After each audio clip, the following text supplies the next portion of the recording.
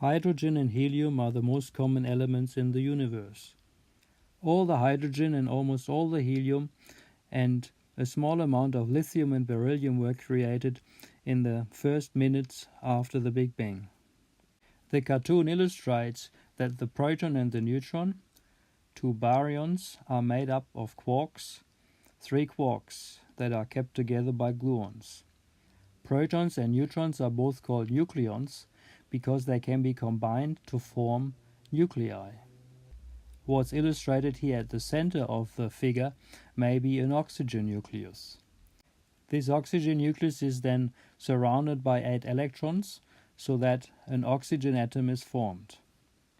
The first few minutes following the Big Bang, during which hydrogen, helium and small amounts of lithium and beryllium formed, are known as the period of Big Bang nucleosynthesis. The existence of nuclei more massive than the proton is only possible because of the existence of neutrons.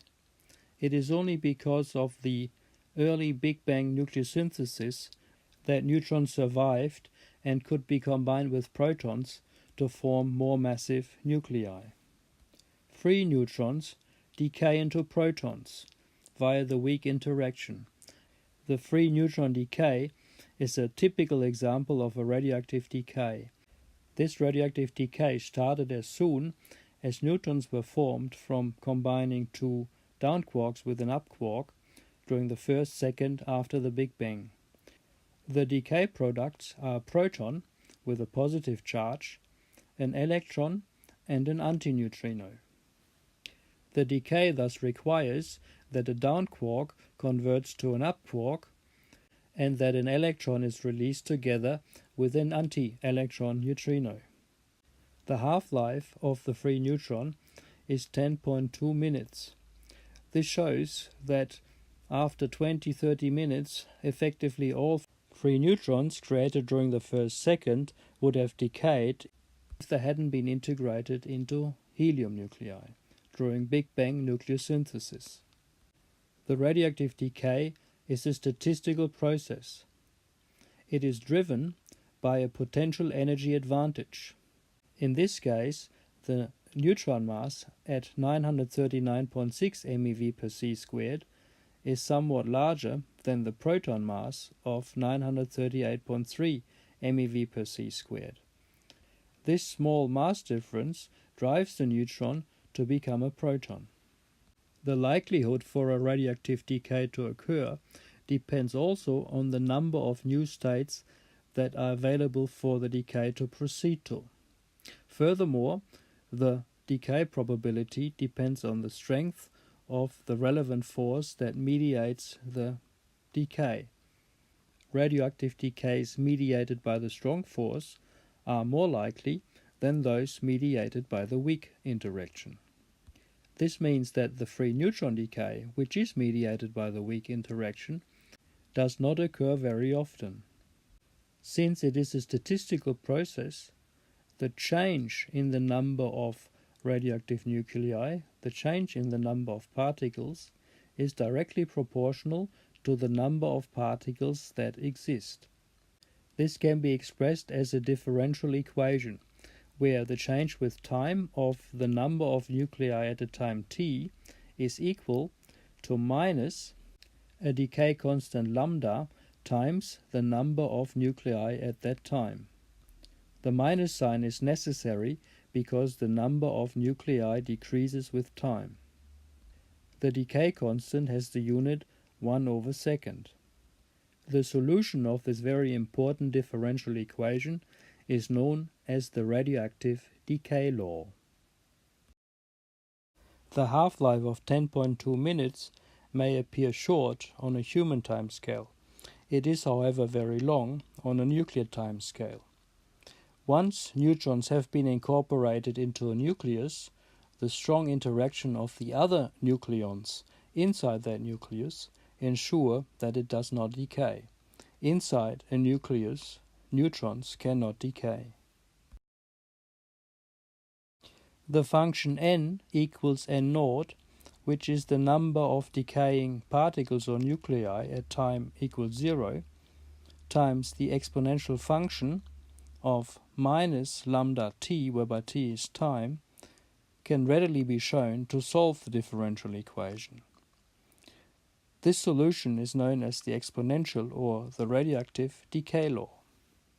The decay rate r, which is also known as the activity, is given by the original differential equation as dN over dt equal lambda times n, which is the number of nuclei at a time t.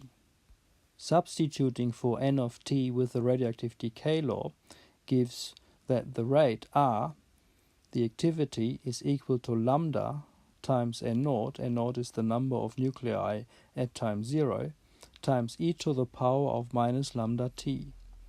Combining lambda times n0 as the initial activity, the initial rate r0, one obtains that that is equal to r0 times e to the power of minus lambda t. The unit of activity is 1 becquerel. 1 becquerel is also equal to 1 decay per second. An important question is at what time half of the particles have decayed. This can be answered using the radioactive decay law. Applying it, one substitutes for n half the original number, which is n0 on 2, which has to be equal to n0 times e to the power of minus lambda, and for t we are substituting with the half-life t 1/2. Now, taking the natural logarithm on both sides, we obtain ln n0 minus ln 2 is equal to ln 0 minus lambda times t/2. This can be simplified to give the important equation natural log of 2 is equal to the product of decay constant and half-life. The effect of the radioactive decay law on an ensemble of nuclei is nicely illustrated in this diagram. At time 0, there is a number of red parent isotopes, mother isotopes. After one half-life, half of them have converted to a daughter product. After 2 half-lives, only a quarter of the original nuclei are left. With this mathematical preparation, we can now answer the question what quantitatively happened to all the neutrons that were produced in the first second after the Big Bang. Let us ask the question what happened to them, where have they gone after 1 hour? Applying the radioactive decay law, we find that the ratio of the number of neutrons at 1 hour after the Big Bang to the original number of neutrons is equal to the exponential function of minus lambda, which is the decay constant, which is the logarithm of 2 divided by the half-life, times 1 hour. Substituting in this manner, we find that that ratio is 2%.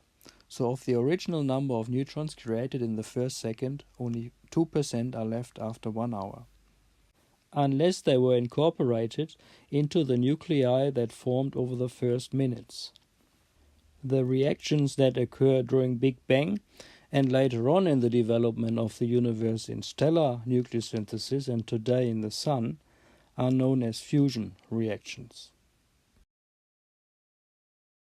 The cartoon on the bottom left of this view graph illustrates the formation of the isotope helium-3, which consists of 3 protons and 1 neutron. The nucleosynthesis of helium-3 proceeds in 2 stages. First, 2 pairs of a proton and a neutron form deuterons, indicated here as D. In that fusion process, fusion reaction, energy is released as a gamma ray. Finally, in the second stage of the process, the 2 deuterons combine in a fusion reaction, and helium-3 is formed, whereby the excess energy that comes about because the binding energy of helium-3 is stronger on average than the binding energy of a deuteron, that excess energy is released as the kinetic energy of a neutron. Big Bang nucleosynthesis can be modeled, and the quantitative results of such models are shown in the diagram on the top right. On a logarithmic scale, the abundance of the respective nuclei are shown as a function of temperature, and on the top axis also as a function of time. It is apparent that after 10 to the 4 seconds, after some minutes, the synthesis reactions were completed. The relative abundances stabilize at that time. Protons are the most dominant nucleus, followed by helium-4, the deuteron shown here as H2, helium-3, and much less present beryllium-7 and lithium-7. Only the neutrons decrease in their abundance because of the free neutron decay. At earlier times, the abundance of the deuteron and helium-4 increase because of fusion reactions involving protons and neutrons. Once helium has been formed, at about a time of 100 seconds, beryllium-7 and lithium-7 can be formed by adding protons and neutrons to helium nuclei. This slide summarizes the important fusion reactions during Big Bang nucleosynthesis. In particular, it points out that at the end of that period of the Big Bang cosmology, the ratio of protons to helium-4 settled at about 0.75 to 0.25. In addition to the Olbers paradox, the observed cosmic microwave background radiation, the redshifts of distant galaxies, this is an important piece of evidence underpinning the Big Bang cosmology, which represents our modern understanding of the universe. The diagram shows that the synthesis of nuclei occurs sequentially. From lighter nuclei, heavier nuclei are formed. For example, first helium-3 and the triton H3 have to be formed before they can be combined with helium-4 alpha particles to form lithium-7 and beryllium-7 respectively. The diagram also illustrates another way of denoting nuclear reactions. This is done by placing the target nucleus in front, and inside the bracket the projectile and the ejectile, the lighter participants in the reaction, and outside the second bracket the reaction product. The fusion of a proton and a neutron was therefore the first nuclear reaction ever to occur in the universe. The two equations on the top of this view graph emphasize the two different ways with which nuclear reactions can be noted. One can either identify the proton and the neutron with a P and an N and combine them to form a deuteron, plus a gamma ray that takes away the energy that is released because of the improvement in binding strength. Or one can alternatively write this equation using radioisotope symbols. This is illustrated underneath, where the X represents the symbol that characterizes the element. In this case it's H for hydrogen. On the top left corner the mass number is noted, on the bottom left corner the atomic number in the case of hydrogen 1, and on the bottom right the neutron number. So in the case of the deuteron, H2, we have a mass number A equals 2, an atomic number of 1 and a neutron number of 1. It is immediately clear that the mass number always has to be equal to the sum of atomic number and neutron number. It should also be noted that since quarks, protons and neutrons have all finite sizes, which are of the order of 1 femtometer, often referred to as 1 Fermi, to honor the Nobel Prize winner, which equals 10 to the minus 15 meters. Therefore also nuclei have to have finite radii. In fact, the empirical formula R equals about 1.2 femtometer times mass number to the power of 1/3 represents the radii of atomic nuclei rather well. Accepting the empirical radius formula, it can be shown that nuclear matter has approximately constant matter density. The matter density can be calculated as illustrated on this view graph. The volume of a nucleus, assuming that a nucleus is a sphere, which is indeed the case for many nuclei, is equal to 4 on 3 pi r cubed, which is equal to 4 on 3 pi times 1.2 femtometers cubed times A, the mass number of the nucleus.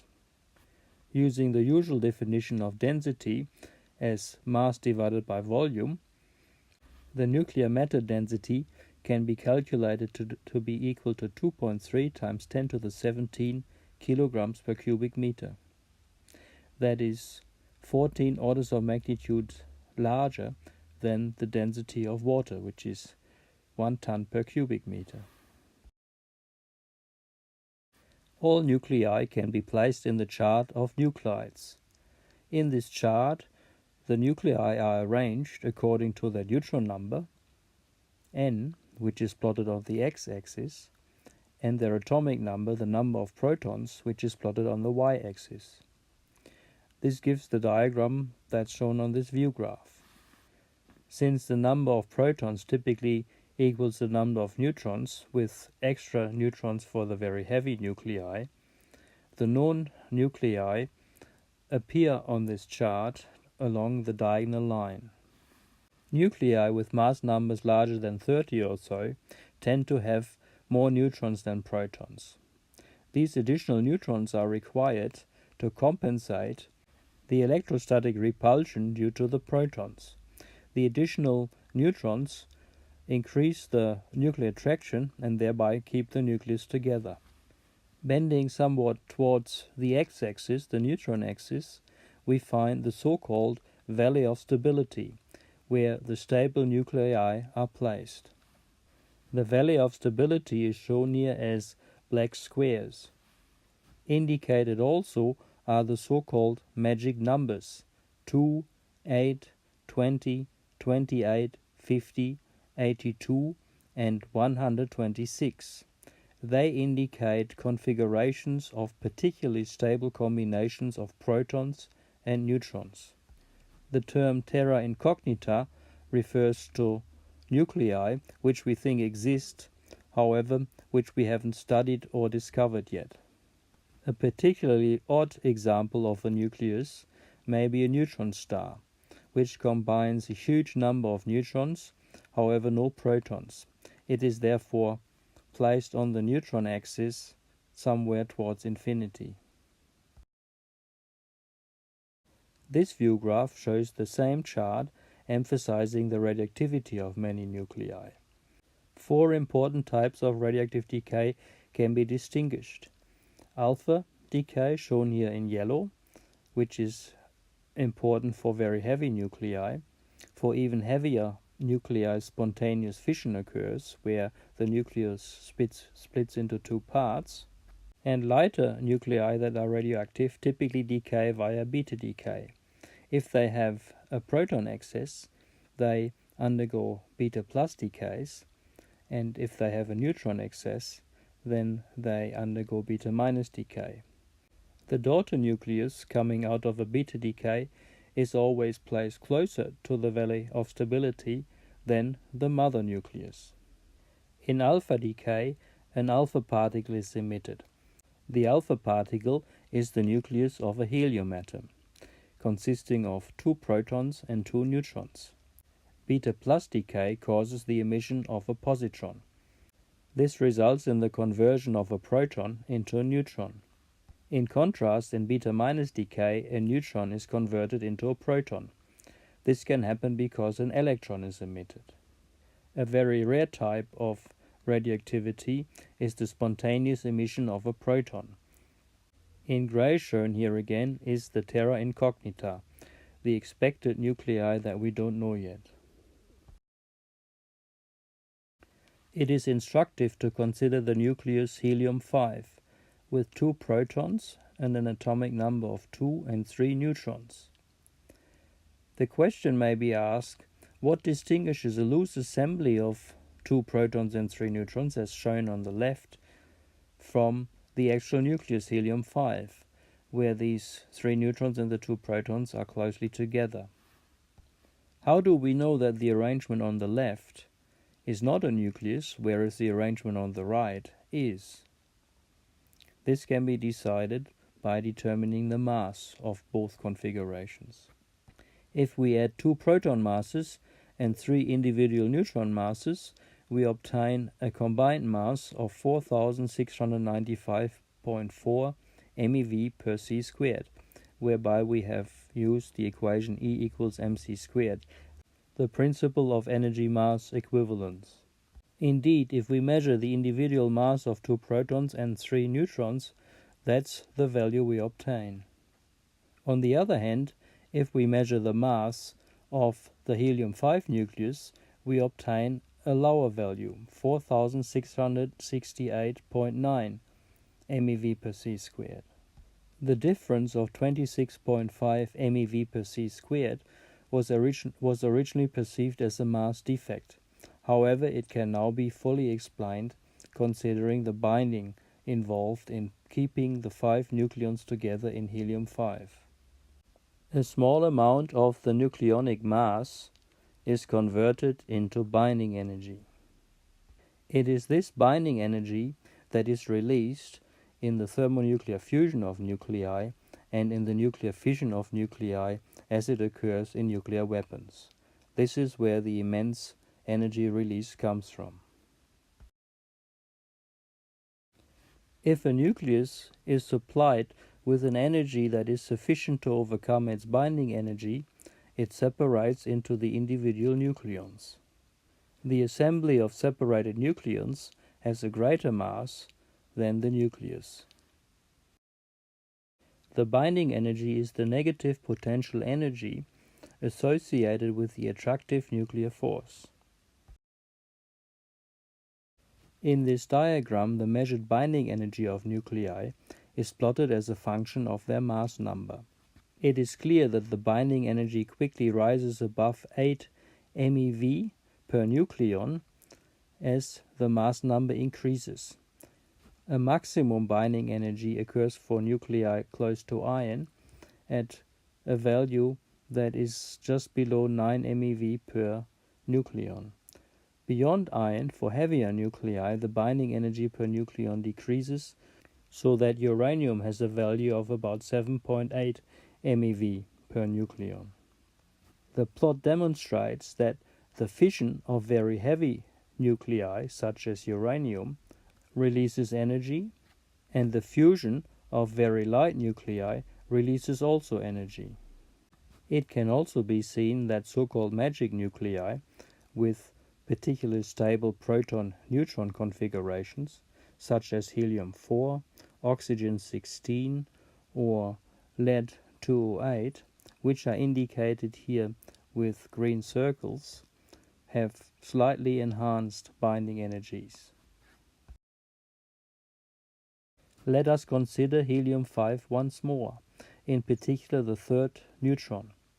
We can look at this system like this. We've got 2 protons and 2 neutrons forming a core that via the nuclear force attracts the third neutron and keeps it inside the nucleus.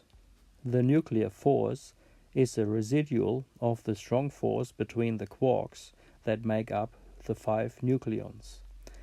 The nuclear force is attractive. It has a short range of the order of 1 to 2 femtometers. Furthermore, it switches to being repulsive at a very short distance of 0.1 femtometer. This is the reason why the 5 nucleons do not overlap.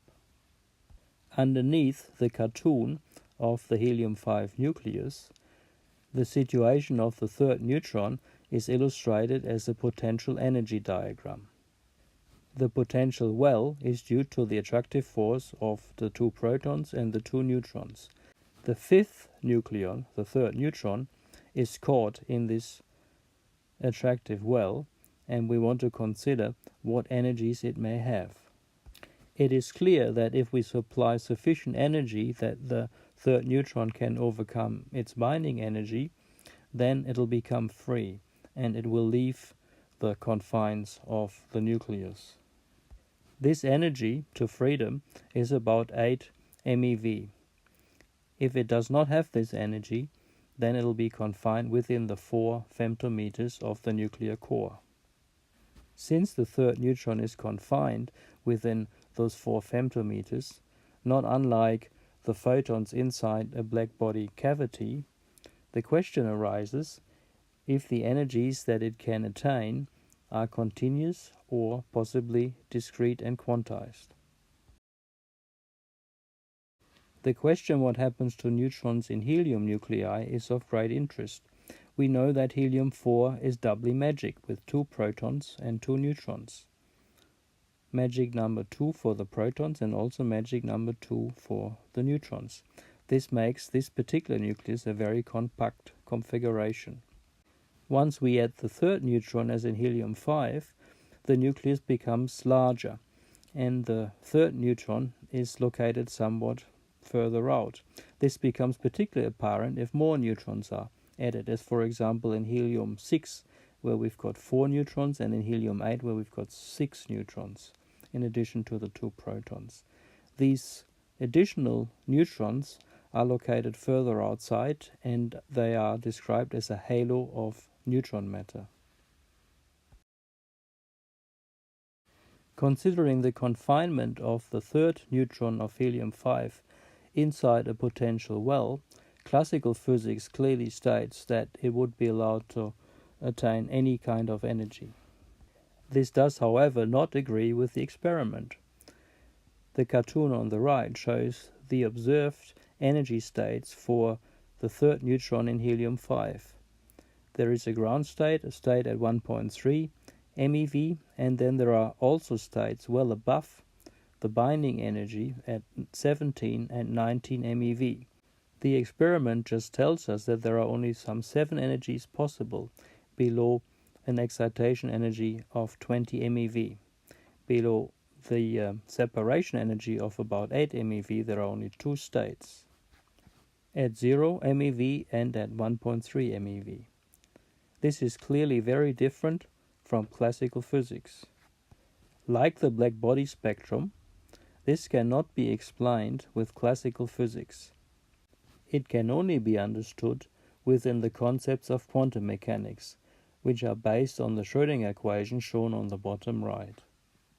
The Schrödinger equation predicts that the confinement of particles, such as the neutron in this case, however any kind of particle, causes a quantization of energy states, exactly as it is observed for this third neutron in helium-5. The quantization of energy states inside nuclei has important consequences for the further nucleosynthesis of nuclei beyond the very light nuclei of helium, lithium and beryllium. It is one particular state in the nucleus carbon-12, the so-called 3-alpha resonance, that permitted heavier nuclei to be formed. Without this state, the world as we know it, and in particular also we ourselves, could not exist.